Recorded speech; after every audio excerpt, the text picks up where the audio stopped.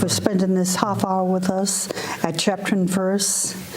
We've got a dear friend back, Richard Dujardin. Dujardin, religious writer, formerly Providence Journal you retired from. Yes, I was with the Providence Journal for 46 years, and Oh, that's a long time. and religion writer starting in 1978. Oh, praise Going God. until recently. And Pastor Baker, a teacher at the Rhode Island School of the Bible. That's right. And that's out of, what church is that? Which Baptist church was Yes, it? it's Grace Community Baptist Church, Grace Community Baptist Church. Is that in North Providence? North Providence, with Pastors Ventura and Buckley are pastors there. Yes, Jack Buckley and Rob Ventura. So, what do you want to start our? Well, I'd like to see if you can remember some of the awards that you've won. Me? Yeah. Well, let's see. For many of them were with the Religion News Writers Association, which is a national organization of people in the secular press who cover religion, and that started in 1947. And over the years, I won the award, the Shackern Award for the best best religion page among the newspapers, and then the Supple Award, which is for the best religion writing, and then the Wonderful. and then the Templeton Award, Reporter of the Year Award, and then Wonderful. yeah, and then a couple of years ago, I got a call from the Religion News Writers, and they said they wanted to give me the Lifetime Achievement Award. So Oh, I gosh. received that a couple of years What an ago. honor. Congratulations. So yeah. You won the Templeton Award? Yes, yes. Templeton, who gives the big award each year. Yes. Worth millions of $1 dollars. million. But then he also on the side had an award for religion, for journalists. And That sounds familiar, the Templeton Award. Oh, yes. Now, years ago, did you interview someone? I interviewed two It people. was long distance. Yeah. Who had a Templeton Award? Two people. Which category was that now? It was in religion and science. In science? There are two ministers who are also scientists. Arthur Peacock was one. And there was an interesting discussion, which I think it was interesting, the discussion which we had. And then I interviewed John Polkinghorne, Rabbi Zacharias' quantum mechanics instructor.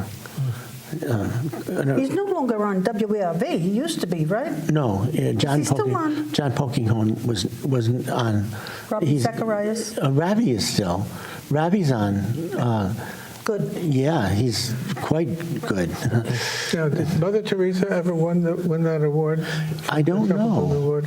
But you interviewed her too. We did, Yes, right. on a local radio station. Well, she and I had corresponded Yes. through the years, actually, and I love her. And I'm not alone. There's a lot of people who do love her.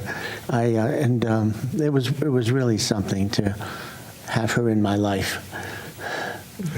It was a support. Reverend Brian, now, your semester for the summer, is it starting now at the present time? No, we just finished a semester, and we won't have another one until the fall. In the fall? Yes. Okay, you just completed one? Yes. That would be what, considered the spring semester? or- Yes. They're very short semesters, about 8 weeks long, and we do it twice a year, so in the spring and the fall. Yeah. Until you the school grows and we get bigger and can do more. Yeah. What is it that you teach now? I've taught 3 classes, one on how to study the Bible. The second one was the doctrine of God, and the last one I taught was apologetics, which is a defense of the faith. Yeah.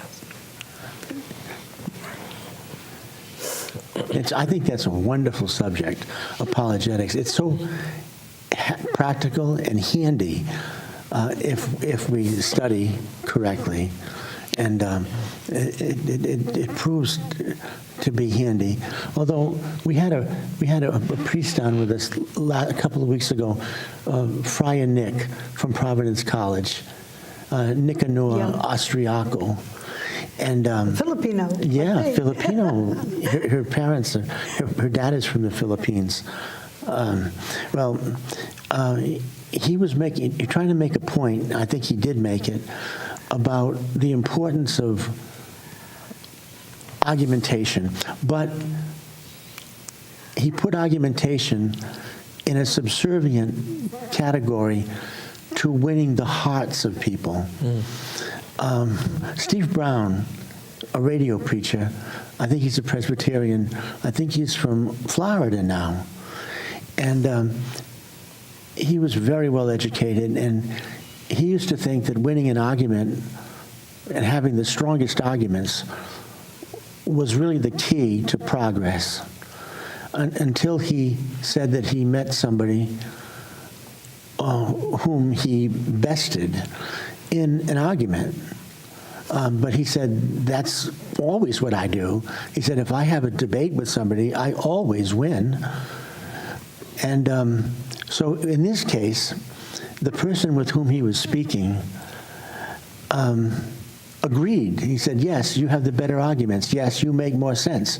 But I'm still not going to go along with you. And he spun around and walked away. And Steve just said, I've won the argument, but I've lost the person. That's so true. Right. The doorway is not through, it's not necessarily through argument, it's through example and empathy and Richard, years and years and years ago, A Mouse That Roars. Does that sound familiar? A Mouse That Roars. That was the name of the movie, right? It was a Peter Sellers movie. Yes, right. Yes. But wasn't that the title of an article on Chapter and Verse and Ray Dempsey? Maybe. I still have the article. Oh, all right. Oh, my that was the possession. headline on a story that I wrote? Yeah. On Ray? Oh. I think that was another might- writer. Yeah. But you did an article on Ray. Oh, yes, I did. Right. Do you remember that? So far back. I remember So far back. Oh, yes. the first time that we got to know each other was that when Ray called me up and invited me to come down to a conference that was going on in Connecticut. Yes. With scientists who were studying the Shroud of Turin.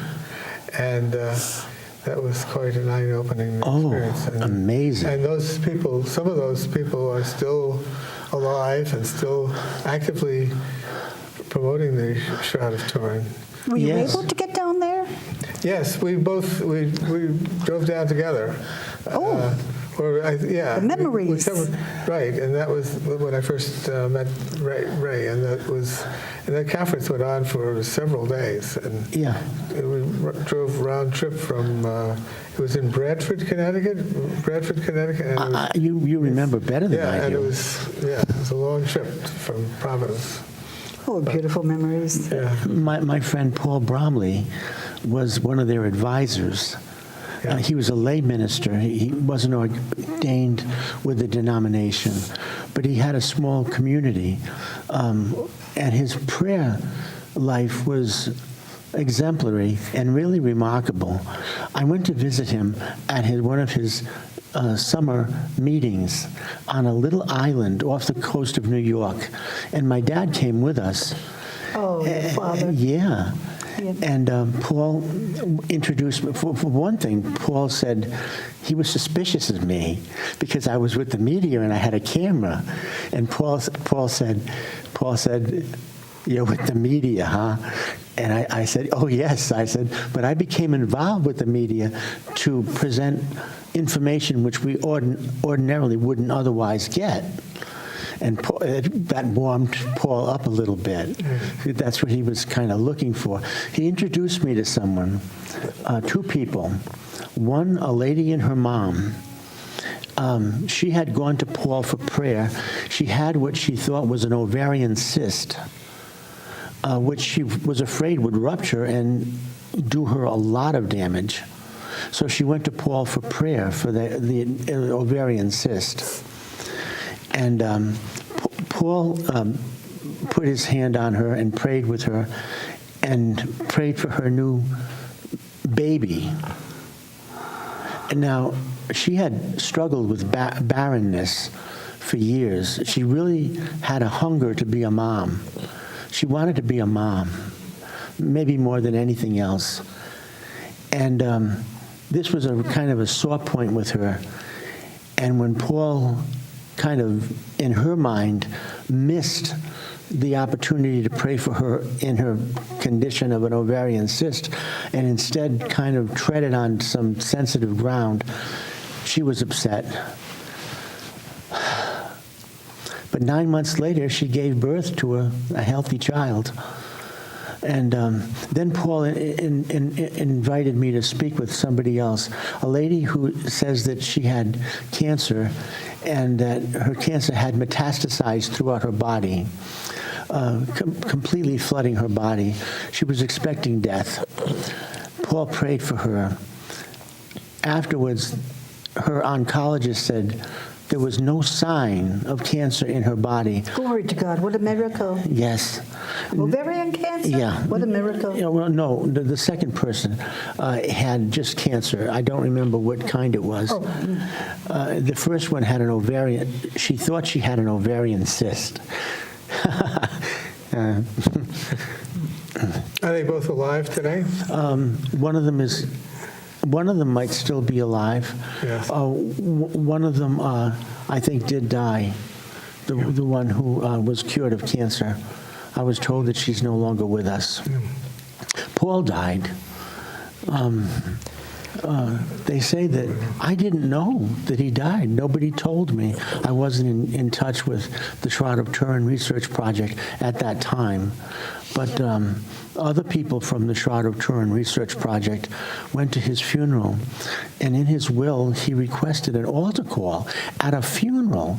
How unusual. And yet, I heard that there were many people who professed a belief in Jesus Christ by coming forward at his funeral. He would have been happy. Brian, do you have a VBS at your church, or they get kind of too busy to involve everything, including that? Oh, we don't have a vacation Bible school No, offered. no. No, we don't. Yeah, they get so busy anyway. Go ahead, Richard. I was going to say, when you talk about miracles, I think that's one of the assurances about the faith, Yes. that you find miracles still occurring today, Yes. and Yeah. things that are totally unexplained, cannot be explained by the physicians or scientists, and it just happens. It's after they've prayed or asked for the intercession of intercession of the Blessed Virgin Mary or a saint or something like that. Yes. And the fact that these miracles still occur, I think, is a sign that what Christ taught was true and what Christianity is true. It still is that added proof that continues today.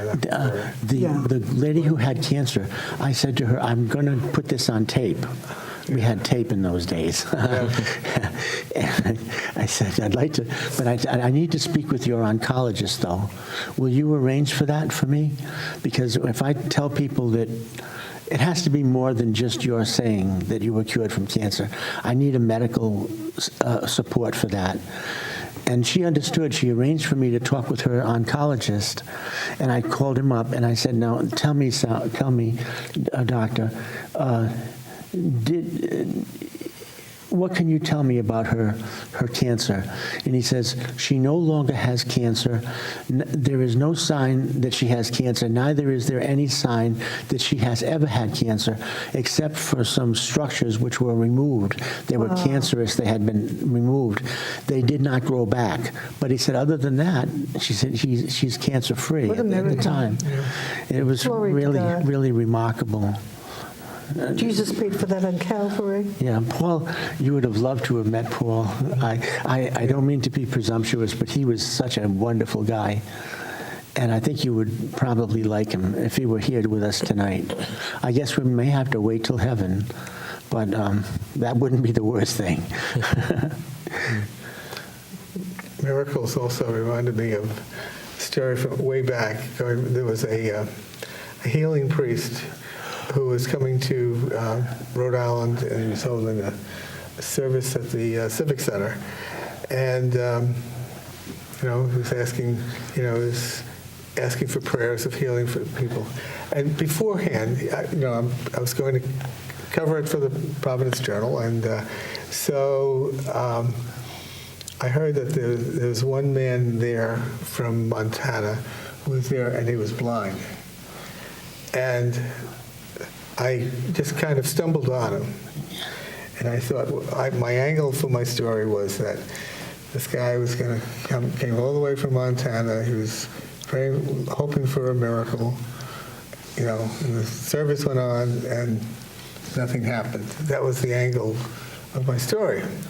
So I asked the photographer, will you, kind of like focus in on him and get some pictures of this guy, because it's going to be my story.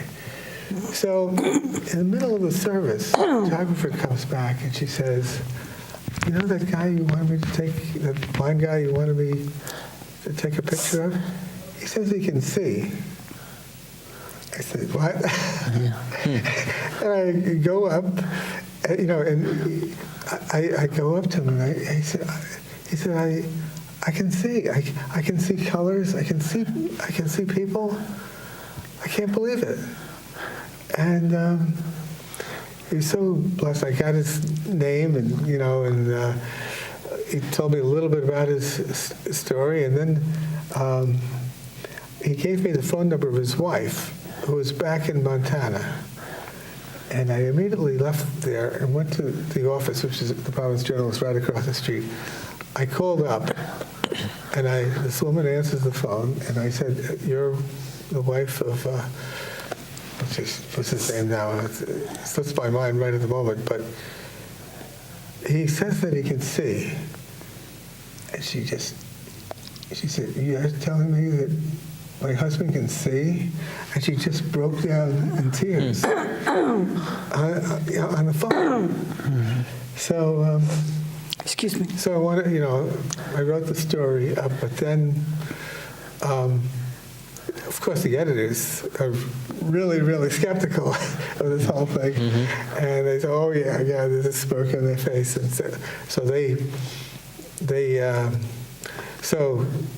so at the end, it was relegated to, at the end of the story, one man who came, who said he was blind, and he claimed at the end that he could see. That was it. But then, of course, I needed to do a follow-up. I mean, I couldn't just leave it like that.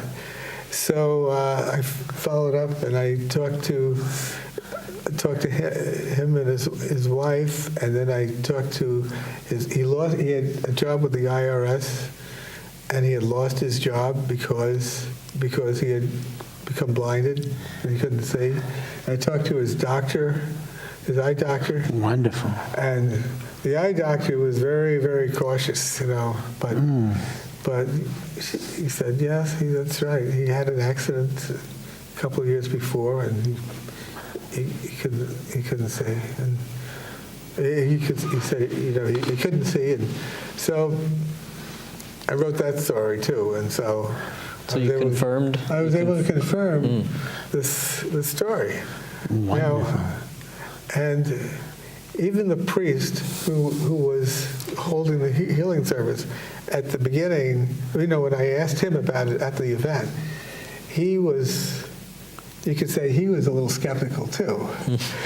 And, but then later on, I guess after he got more information and found out that it was true, then he would talk about it at the, at another healing service that he had before. But this was totally someone in the crowd, someone in the ring who I just started, having to talk to. So I'm convinced that it's true. Very interesting. And a friend of mine came up to me with a problem. Her niece in the Dominican Republic had just given birth to a child who was deformed, badly, quote unquote, defective. She said that the baby didn't have an anus, and one of the testicles hadn't descended yet, even though testicles don't ordinarily descend until puberty. The physician couldn't identify one of the testicles even at that young stage.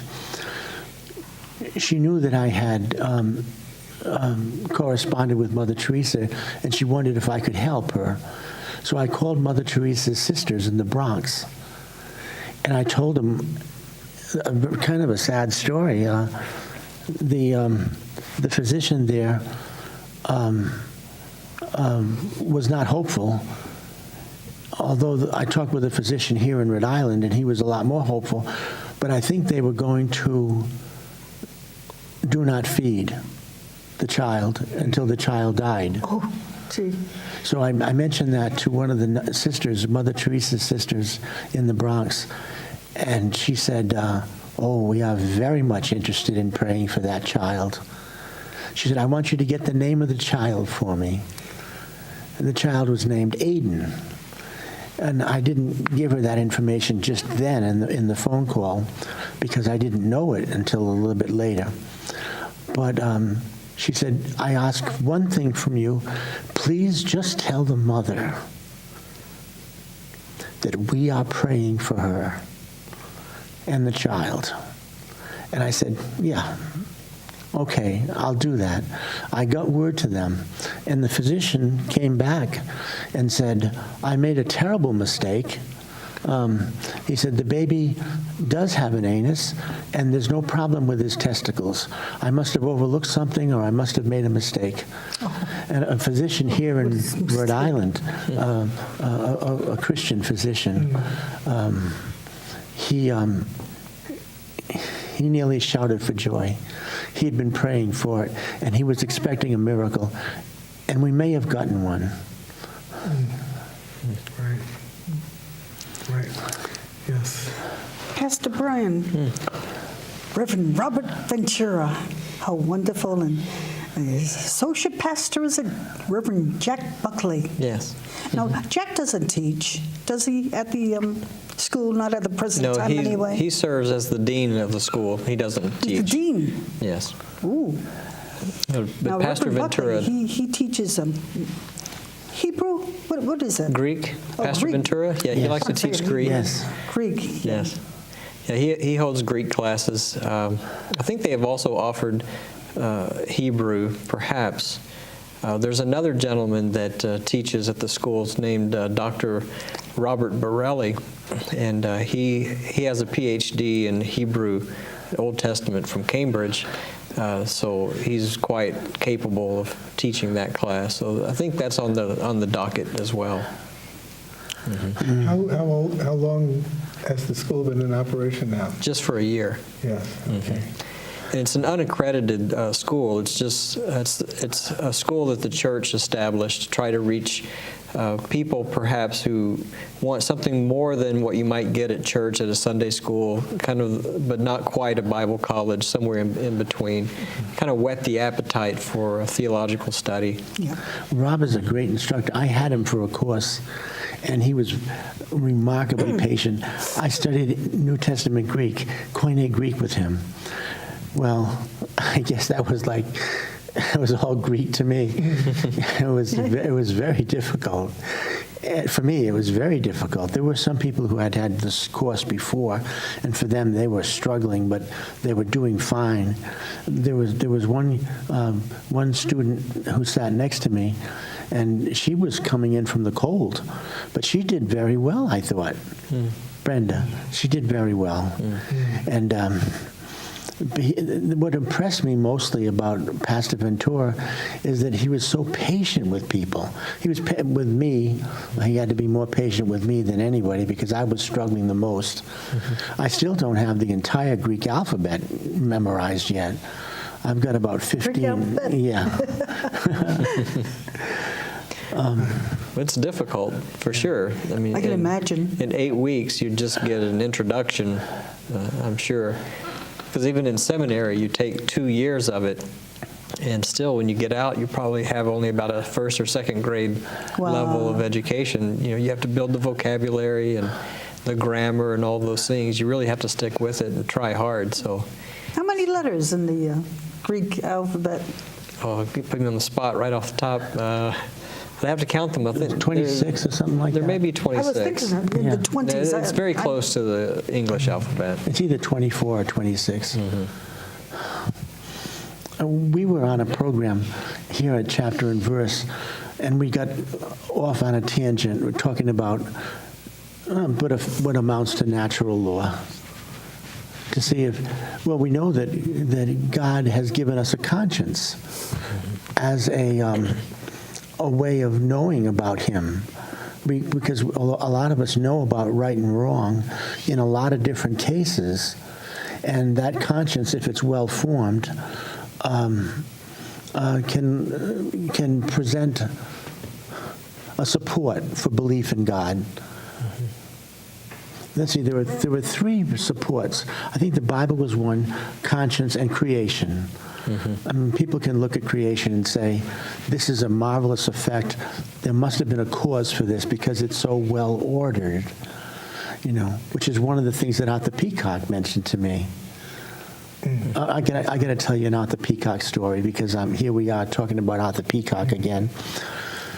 I had heard a radio preacher talk about molecular biology, and he said, it is most unusual for particles of an electrical charge, a same electrical charge, to be together.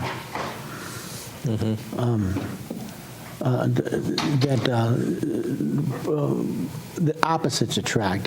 An electron will try to bond with a proton. Thanks. And but he said in the core of the atom, there's a bunch of protons that stick together, and we don't know how that occurs.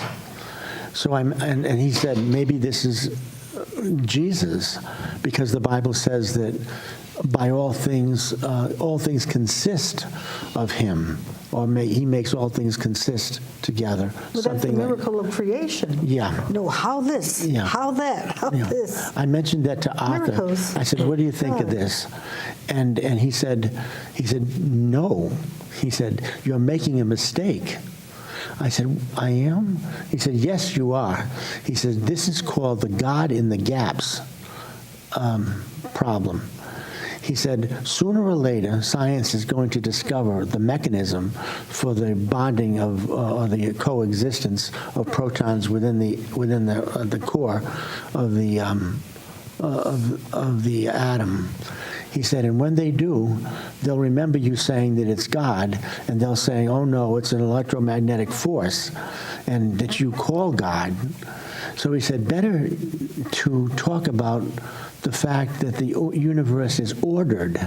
Everything is so ordered that we can find out the answer to questions which we have in our hearts and in our minds. He said, order is something which we know doesn't come from chaos. Things don't get more ordered as batteries don't get more charged, they get less charged. We go into a state of entropy, and we lose. Oh my goodness, I'm talking a little bit too much. We're running out of time. Sandy. Well, we thank you so much for joining us. We thank our guests. And I remember years and years ago, I had just dropped Olivia off Penfield School in Portsmouth, and I was taking a fat walk, an aerobics walk, try to stay in shape. Around Grinnell's Beach area at Tiverton, and I guess that's Sakana Bay there. There was a little pickup truck, and it had the bumper sticker on it. Expect a miracle. God loves you, and so do we.